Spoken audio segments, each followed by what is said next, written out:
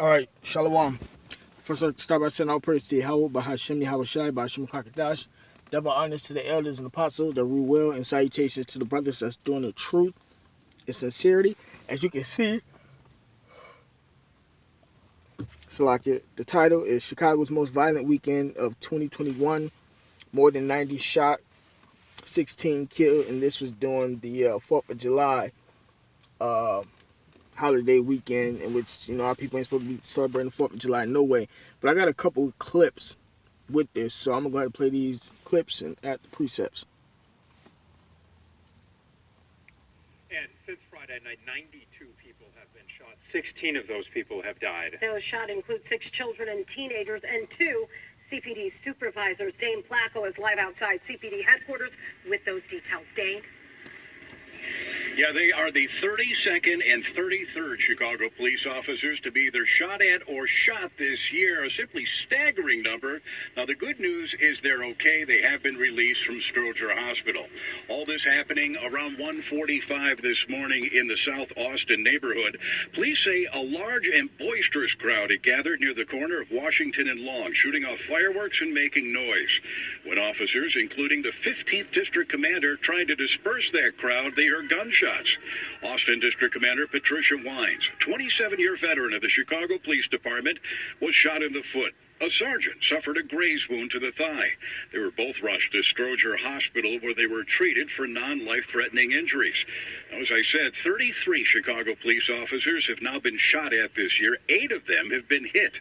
Chicago Police Superintendent David Brown says it's unclear whether the officers were targeted or shot randomly.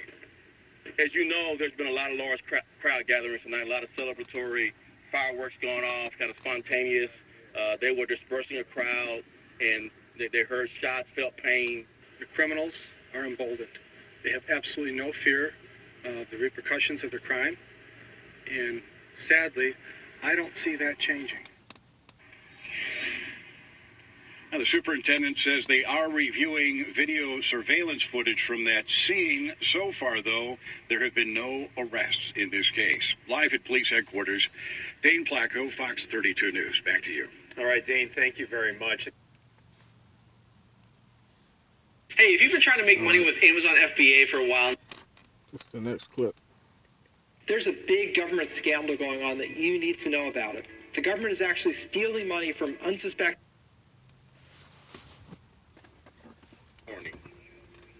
We've had 3 officers.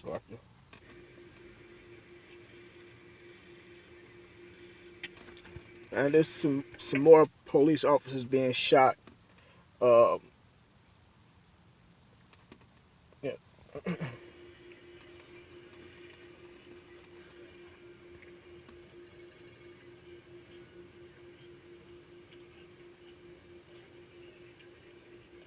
We'll get right to it if we're ready. I'm here with Special Agent in charge of the ATF, Kristen Detinio. That's Ditineo. Kristen Detinio. And we're here to brief you on what we know about the events of this morning. At 5:50 a.m. this morning, we've had 3 officers shot. 2 of the officers shot are ATF agents, and 1 of the officers shot is a Chicago police officer. So at 5:50 a.m. at I-57, at the intersection of 119th Street, on the on-ramp, which is in our 22nd district, officers were fired upon from the street towards the on-ramp while they were in their car on-ramping onto the freeway, I-57. Each of these officers have non-life-threatening injuries. And as you know, this is the 36th officer shot at or shot with Chicago PD this year. We are limited in what we can say. There's an ongoing investigation. Officers and detectives are on the scene, following up on several leads, but we cannot go into further details. Otherwise, we'd compromise the investigation at this point. We'll take whatever questions we can answer it So go. So one of the ATF agents were hit in the hand. Another was hit on the side, torso, arm area. And our Chicago police officer was hit in the back of the head, what appears to be a graze wound. So one of the ATF agents is female. The other ATF agent is male.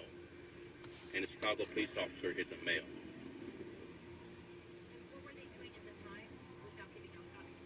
They were conducting an investigation. They were all together in one vehicle when they were fired upon. Were they heading somewhere? Were they heading back to the station or to a location? They were headed to a location. So how did they end up at the police station? So that's part of the investigation that we don't want to give away exactly what they were doing. They were working in an undercover capacity, so we're limited in what we can say about what they were doing and why they were doing it. But they were fired upon while driving, all in the same car, trying to enter onto the on-ramp. Was it a marked vehicle? It was not a marked vehicle. It was an unmarked undercover vehicle. Do we understand that the vehicle that suspect may have been in possibly was located? We cannot confirm any follow-up to the investigation. We don't want to give away what we know. We want to capture these suspects as soon as possible. Okay, so it's fair to say that they are still on the loose. They are not in custody. The suspects are not in custody at this point. You said suspect, so it's plural? No, I'm just saying any possibility. I don't know if Kristen wants to make any comments. No, I just want to say, well, thank you very much for that. So just want to appeal to the public. As we get more information, we will be asking you to help. Please keep these agents and this officer in your thoughts and in your prayers. So thank you. And how about how long they've been agents, the two agents, how long they've been? So I cannot tell you exactly how long. I will say they are both senior agents. These are not brand new trainees. They are senior agents. What direction am I in? The on-ramp onto I-57, we don't have a direction. Was it north, guys? Yeah, it looks like northbound on the on-ramp to I-57. And to be clear, how are the agents? They're all in stable condition being treated here. How long has the Chicago police officer? Hey guys, did we know that? Quite some time, these senior officers as well.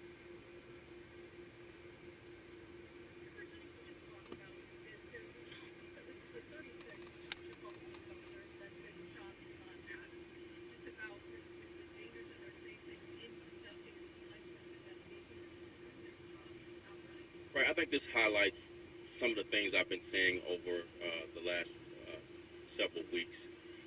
The officers are performing their jobs at the highest levels. They're risking everything to protect the people of Chicago. And this includes our collaboration with ATF officers. ATF officers are also giving everything to protect the people of Chicago. And they are doing their part, and no one would do what these officers do right now. This is a very challenging time to be in law enforcement, but they are rising to the challenge, doing all they can, and really the work that they do is extremely dangerous. And again, I would just highlight, God bless Chicago police officers that do this job in the bravest, most courageous ways, with their commitment and dedication on display every single day for the people of Chicago. Thank you all very much. I appreciate it. Yeah, so ain't nobody exempt, man. The Lord getting everybody. It don't matter if you're an officer, ATF agent, and the police officers and the whole police system is wicked, and they all up under fraternities and worship Satan. And then if I can remember, Yahweh Shah had told one of the police officers that he was speaking to back in the ancient world, what did he say?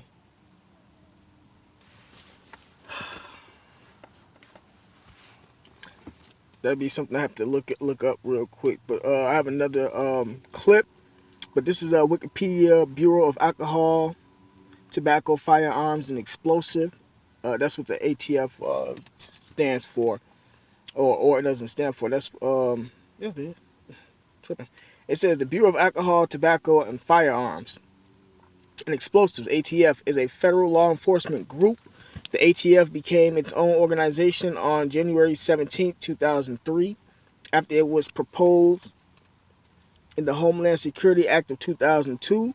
They are a branch of the United States Department of Justice. The ATF actively prevents dangerous criminals and criminal organizations from illegally trafficking firearms and explosives. Illegal storage of explosives, arson, bombings, and acts of arson, as well as stopping the illegal sale of alcohol and tobacco. And these police organizations actually work with the criminals, and they let slide by who they want to slide by, and then they take down who they want to take down. You know, when you look into the mob history and all that extra stuff, and then you do the history behind gangs and all that. It's in the history, man. Esau whole world is wicked, man. There's nothing righteous about this place. So that's what them officers get. The truth is still here. So if they Israelites, they still got a chance to turn around while the door is open, man.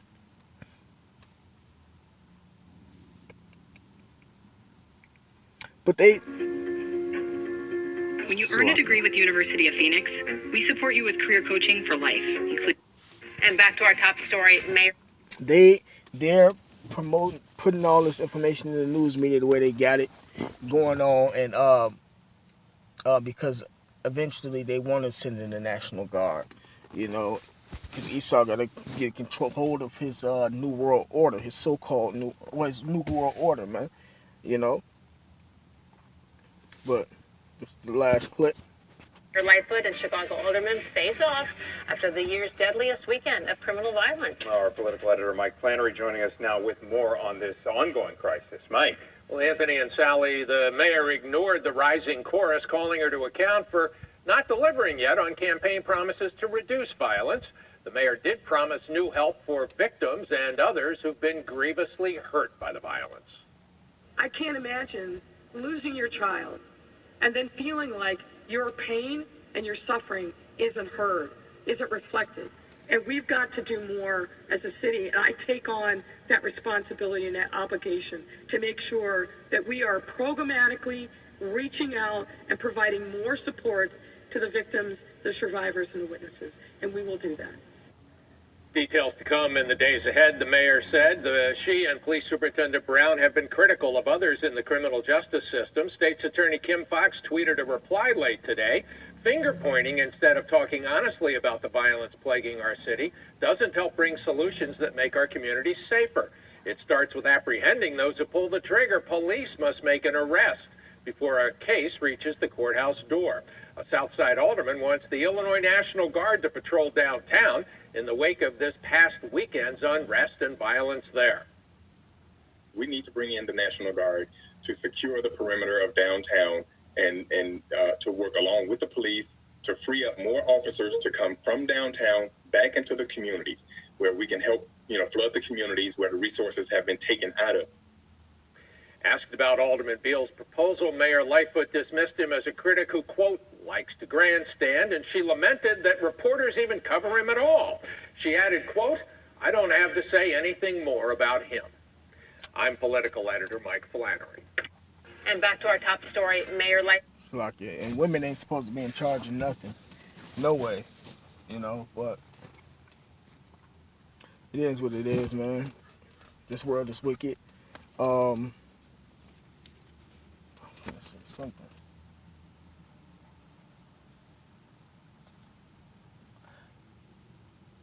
I can't find the precept right now, but if I'm not mistaken, Yahushua said for the officer not to lie or something to that effect. Because these officers do a lot of lying. How they become detectives. Everybody know how, and they showed in the movies how they be becoming detectives and stuff, man. And this police forces operate the same way. And this was being said back then. But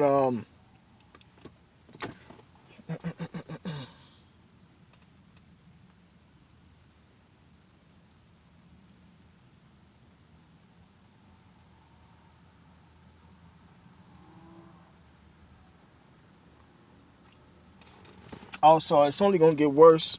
As you can hear, dude said they need the National Guard downtown so they can free up officers to get back in the community. There's been laws that have been passed that restricts the police from answering to certain crimes. One. Two, they don't really answer to a lot of stuff no way because they wicked.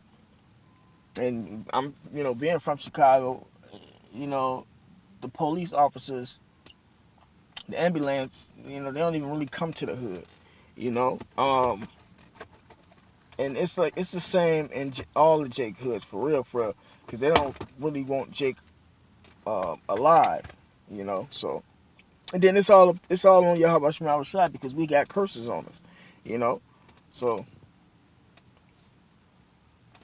and that's the same thing that's going for what's going on in Milwaukee.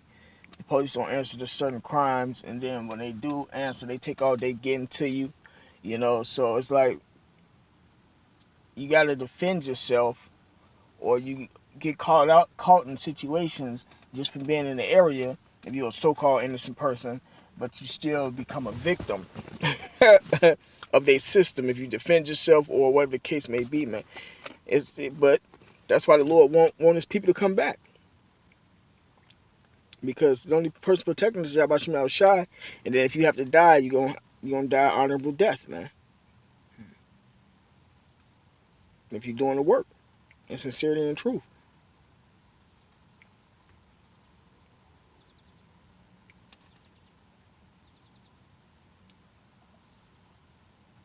Proverbs 29:16, when the wicked are multiplied, transgression increaseth, but the righteous shall see their fall. Right, man. So we're gonna see the fall of all this whole America and everything that's in it, man.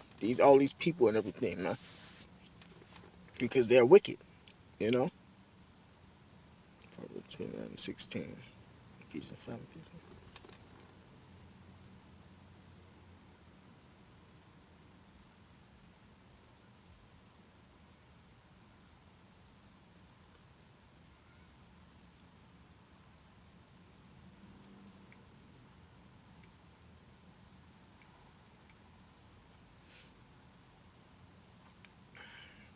This is Ephesians chapter 5, verse 15. See then that you walk circumspectly, not as fools, but as wise. Right? So, we got to pay attention to everything that's going on and keep up with these news articles and whatnot and these laws and stuff that's being passed, because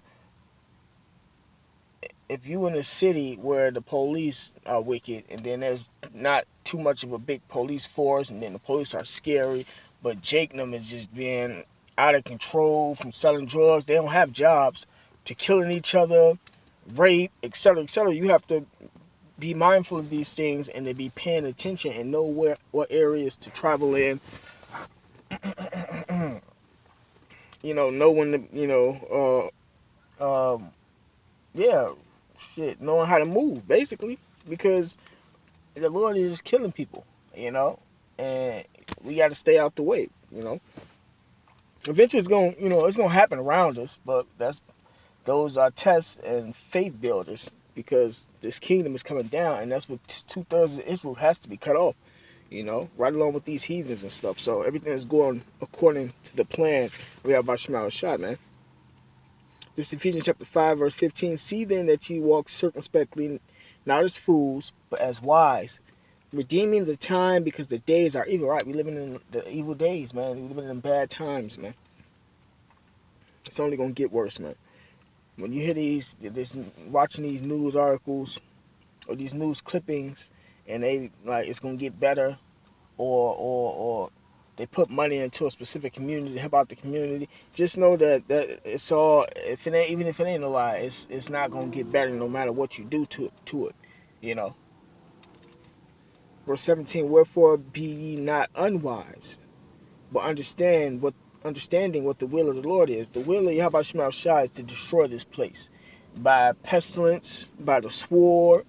Sword could be any type of killing instrument, man.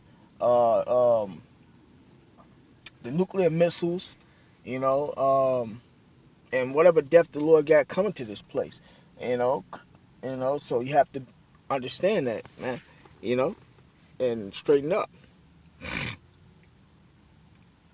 This is all just a way for them to use the excuse to bring in the National Guard also, because these cities have to be eventually put on lockdown because of the New World Order. This is Revelation chapter 12, verse 12. Therefore rejoice, ye heavens, and ye that dwell in them. Woe to the inhabitants of the earth and of the sea, destruction. For the devil is come down unto you, having great wrath, because he knoweth that he hath but a short time. Right, so Esau, when he passed legislations that have it to where he can put National Guards in your community, or pass laws to where the police don't respond to certain crimes, which is still eventually when the police do get involved, eventually that person gets killed, or create more violence to push forth another agenda, man. It's all because Esau know that he hath but a short time, so he got to speed up his agenda so he can enact this New World Order, man. So with that being said, call Yahweh Shema Shai, double honors to the elders and apostles that rule well, and salutations to the brothers that's doing the truth and sincerity. Shalom.